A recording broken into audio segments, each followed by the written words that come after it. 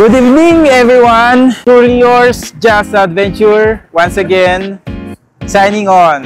Okay? So, as you can see, nandito tayo ngayon sa Session Road, Baguio City, kung saan madalas puntahan ng mga turista. Yan. So, pag sinabing Session Road, kilala ng mga taga ibang lugar, taga baba. Lahat ng umaakyat dito sa Baguio City ay halos dumadaan dito sa Session Road.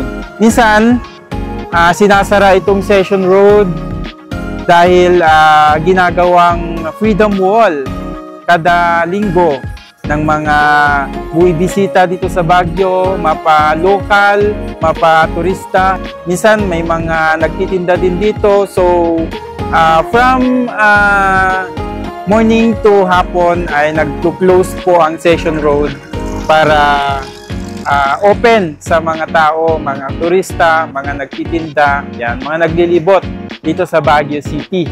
From here sa kinakatayuan natin, dito tayo sa Middle Session Road, 500 meters away from here going to SM. So walking distance lang po yan. Bago ka makarating sa SM City Baguio, madadaanan mo din ang Cathedral, yan, Baguio Cathedral. From here, pag gusto mo ding pumunta ng Burnham, 350 meters away lang po ang lalakarin mo. So ayan, wala ka ng ibang gagawin kundi maglakad at magmuni-muni yan. Mapapasyal mo at makikita mo ang mga ibang mga magagandang lugar dito sa Baguio City.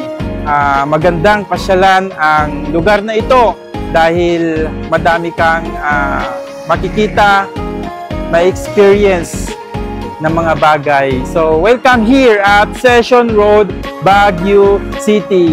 Okay, so mula sa kinakatayuan natin, ngayon ay makikita natin itong tinaguriang poste na ito kung saan nakalagay ang mga direksyon. Yan, unang-una, Session Road. Siyempre, nandito tayo sa Session Road ngayon. And yon, Burnham Park, papunta naman doon. And SM Baguio, papunta naman doon. So, ayan guys, at minsan ito ginagawang sentro ng mga attraction, katulad ng mga nagbabasking. Yan. So, meron din dito yung mga nag-costume, ganyan.